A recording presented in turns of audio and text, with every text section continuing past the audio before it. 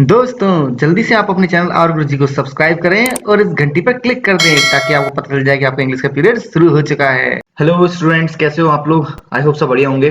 तो बच्चों, ये poem break break break Alfred Lord Tennyson की, ये बेसिकली देखा जाए तो ब्रिज यूनिवर्सिटी के सिलेबस में है, बाकी और भी यूनिवर्सिटी के सिलेबस में होगी। तो मैं फिलहाल तो ब्रिज यूनिवर्सिटी के सिलेबस के हिसाब से मैं बता रहा हूँ क्योंकि उसका मुझे पता है कि उसमें है ये। तो बच्चों, ये पोएम स्टार्ट करते हैं ना। ये अल्फ्रेड लॉर्ड टेनिसन ने लिखी थी ये पोएम। बेसिकली ये पोएम लिखी थी उन्होंने 1930 सॉरी 1830 नॉट 1930 1835 में लिखी थी ये पोएम।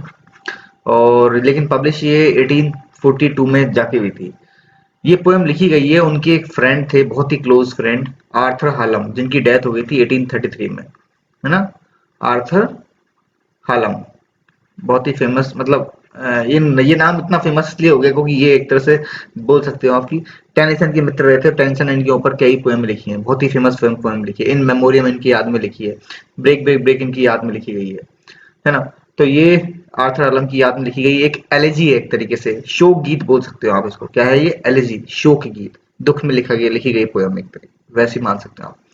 तो अल्फ्रेड टेनिसन तो विक्टोरियन एज के पोइट थे, बहुत ही फेमस विक्टोरियन एज के पोइट रहे हैं, है ना। विक्टोरियन एज यानी 1837 से लेके 1901 तक रही। ये जो काल है ये विक्टोरियन एज कहलाता है क्योंकि इसमें क्वीन विक्टोरिया का राज था। तो उस दौरान के सबसे फेमस पोइट रहे हैं, एक तरह से बोल सकते हो आप। और काफी लंबे समय तक ये पोइट लॉरिएट रहे हैं इंग्लैंड के, क्योंकि इंग्लैंड के थे। तो ये पोइट लॉरिएट मतलब जो सबसे बड़ा जो पद मिलता है ना पोइट में, वो इनको मिला था। बहुत लंबे समय तक ये रहे थे पोइट लॉरिएट। तो बच्चों, टेनिसन के बारे में फिलहाल इतना ही देखते हैं हम लोग, सीधा पोएम पे आते हैं। तो पोएम है अपनी ब्रेक ब्रेक एंड ब्रेक। जो पहली लाइन है वही पोएम का टाइटल बन गया है, ठीक है। तो पोएम इस तरीके से है कि ये समुद्र के किनारे खड़े हैं, कौन? टेनिसन। और ये बेसिकली बहुत ही दुख की अवस्था हम बोल सकते हो, सैड, आइसोलेटेड, उस तरह की मतलब थे। मतलब एकांत फील कर रहे हैं, अपने मित्र को याद कर रहे हैं, इनको बहुत मन में उनकी मतलब कमी महसूस हो रही है, इस तरह की कंडीशन में है। और ये समुद्र को देख रहे हैं। तो देखिए पोएम स्टार्ट होती है, break break break on thy cold grey stones O sea. तो ये समुद्र से बोल रहे हैं कि ब्रेक ब्रेक ब्रेक, टकराओ, बिखर जाओ। ब्रेक का मतलब बिखर जाना। ये बिखरने के लिए बोल रहा है, किसको? लहरों को बोल रहा है, समुद्र को बोल रहा है, उसकी लहरों को बोल रहा है कि on thy cold grey stones, आओ बिखर जाओ। किस पे आके बिखरो? किनारे पे जो पत्थर पड़े हुए हैं, है ना, कंकर पत्थर पड़े, उन पे आके टकराओ और बिखर जाओ। वो कंकर पत्थर कैसे हैं? They are cold grey. Grey मतलब एज ओल्ड, बहुत पुराने हैं वो, है ना। और कोल्ड मतलब उनको कुछ फील नहीं होता, यानी सुन्न, जो सुन्न पड़ जाते हैं जिनको कुछ फीलिंग नहीं होती इनके अंदर, वैसी कंडीशन है। तो ये बता रहा है कि जो तुम्हारे किनारे पे जो पत्थर पड़े हैं, कैसे पत्थरों पे आके टकराओ? ये सुन्न एज ओल्ड पत्थरों पे आके तुम टकराओ। यानी कि पोएट समुद्र से बोल रहा है कि ब्रेक ब्रेक ब्रेक, आओ टकराओ, अपनी लहरों को लाके टकराओ। On thy cold grey stones O sea, and I would that my tongue could utter the thoughts that rise in me. देखो, इन दो लाइन जो स्टार्टिंग में है ना, वो एक्चुअल में ये इंडिकेट कर रहे हैं इस जगह कि ये जो समुद्र है ये अपना काम कर रहा है। ये मतलब एक तरह से नेचुरल वे में युगों से, फ्रॉम एजेस, सालों से, युगों से ये लगातार टकरा रहा है और अपना काम किए जा रहा है। एक तरीके से ये समुद्र इसको मैसेज दे रहा है कि भाई तुम अपनी इस अवस्था से जागो, मतलब तुम अपने मित्र के दुख में बहुत ज्यादा खो चुके हो, अब इससे बाहर आओ। तो ये बोल रहा है कि तुम टकराओ, समुद्र से बोल रहा है कि तुम टकराओ, अपने चट्टानों पे टकराओ। बट इसके बावजूद भी, मतलब तुम मुझसे कहना चाहते हो कि अपनी नेचुरल लाइफ जियो, टाइम मतलब आगे बढ़ो जिंदगी में। मित्र चलो खो गया, चला गया, मतलब एक तरीके से उनकी मृत्यु हो गई अब, तो अब मतलब वो तो लौट के आने वाला है नहीं, बट तुम्हें लाइफ में आगे बढ़ना होगा। तो वो एक तरीके से समुद्र जगाने की कोशिश कर रहा है, मतलब वो एक तरह से समुद्र से बोल सकता है, ये मैसेज लेने की कोशिश कर रहा है कि भाई तुम तो एक तरीके से लगातार टकराए जा रहे हो इन चट्टानों पे, और मैं तुमसे बोलता हूँ और टकराओ, बट स्टिल मैं अपनी इस कंडीशन से बाहर नहीं आ पा रहा हूँ, एक तरीके से।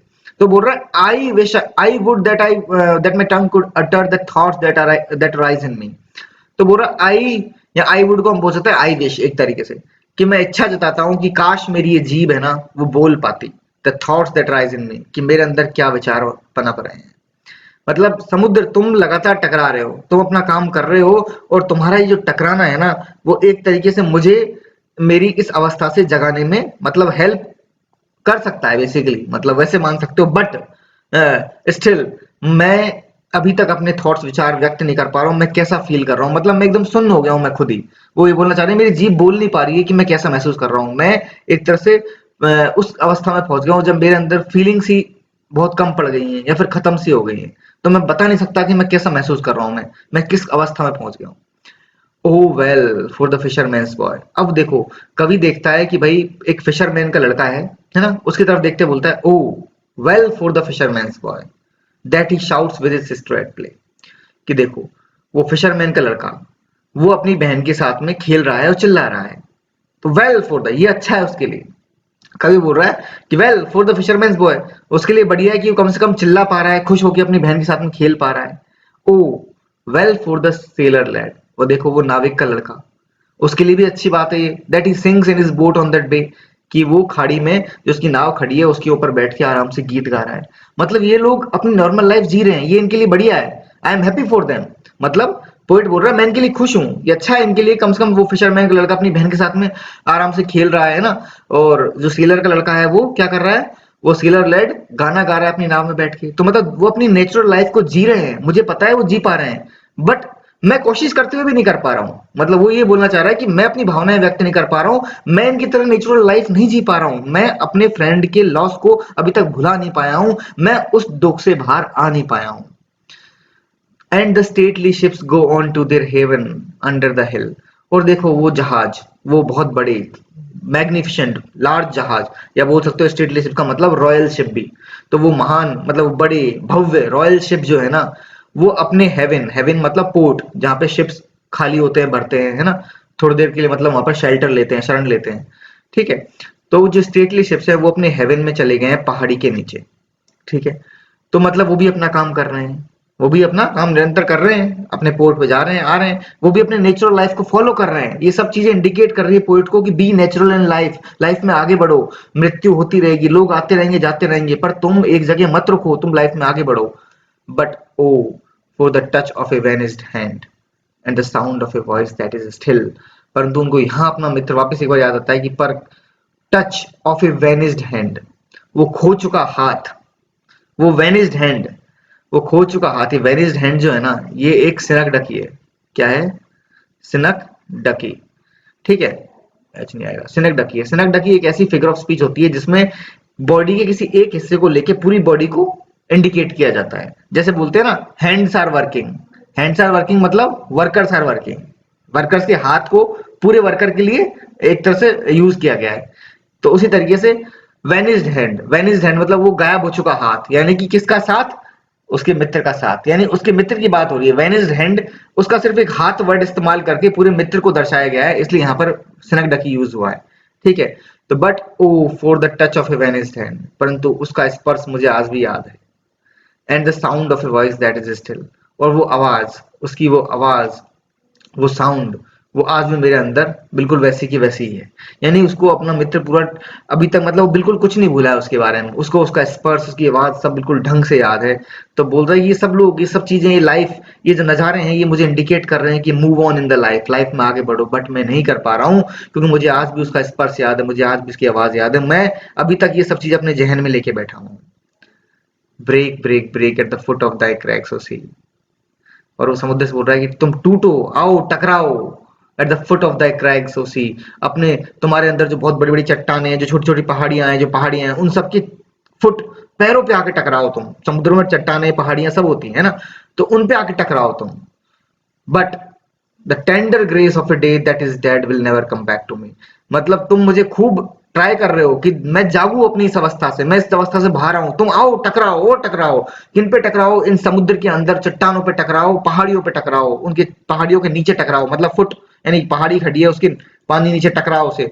मतलब ये सब इंडिकेट कर रहा है कि तुम एक तरीके से you are trying to wake me up, तुम मुझे जगाने की कोशिश कर रहे हो, बट नहीं। But the tender grace of a day that is dead, परंतु वो बहुत कोमल स्पर्श, मतलब बोल सकते हो एक दिन, मेरा दिन जो अच्छा बनाता था, मतलब tender grace of a day that is dead. अब एक्चुअल में ये tender grace of a day इस मेटाफर की तरह यूज हुआ है, कि मेटाफोरिकल फ्रेज हो गया। किसके लिए? अपने मित्र के लिए। हैलम के लिए एक मेटाफोरिकल फ्रेज यूज किया है क्योंकि उसका मित्र बहुत अच्छा था उसके लिए, है ना। तो एक तरीके से वैसे दिखाया कि जैसे एक देखो अंग्रेज जो लोग हैं ना वो हमेशा उनको सनलाइट बहुत प्यारी रही है क्योंकि उनकी वहाँ सर्दी बहुत पड़ती है। तो जब एक खुला आसमान जिसमें सूरज की रोशनी गिरती है तो उनको हमेशा वो दिन बहुत ही बढ़िया लगता है। तो tender grace of a day actual में कुछ कुछ उधर से इंडिकेट करता हुआ नजर आ रहा है कि जिस तरह से खुला आसमान जिसमें बहुत अच्छी रोशनी पड़ती है उनको लगता है कि दिन की कृपा बरसी है हम पे, है ना। तो उसी तरीके से वैसे जैसे दिल एक बहुत बढ़िया दिन होता है ना वो एक्चुअल में tender grace of a day वो चीज अब खत्म हो चुकी है। मेरा दिन जो अच्छा बनाती थी ना, मेरा दिन जिस चीज से अच्छा होता था ना, दैट इज डेड, वो मर चुका है। जो मेरा दिन अच्छा बनाता था, जिसके मेरे साथ मेरे लम्हे अच्छे गुजरते थे, मेरी जिंदगी अच्छी बनती थी, जिससे मैं फील करता था कि मेरा जीवन में मतलब वो बहुत ही क्लोज था, जिससे मेरे दिन अच्छे गुजरते थे, वो अब मर चुका है। Will never come back to me, वो मेरे पास वापस लौट के अब कभी नहीं आया। तो देखो ये चीज एक्चुअल में उसने क्लियरली इंडिकेट कर दिया है कि वो अपने मित्र के लिए बोल रहे हैं और कैसा फील कर रहे हैं वो।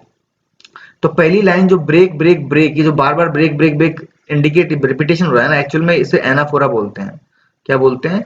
Anaphora, repetition of a word, बार बार एक ही लाइन में। या फिर हो सकता है अगर मान लो हर लाइन का पहला वर्ड ब्रेक ब्रेक होता तब भी हम उसे एनाफोरा बोलते हैं।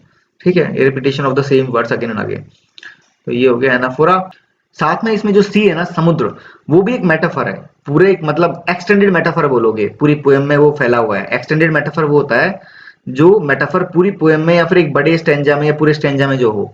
तो यहाँ क्या है, एक्सटेंडेड मेटाफर है, पूरी पोएम में है ये। और ये मेटाफर किस लिए यूज हुआ है?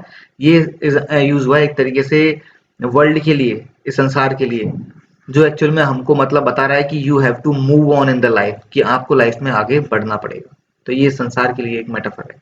तो स्टूडेंट्स, तो आपको आई होप कि पूरी तरह समझ में आ गई होगी पोएम।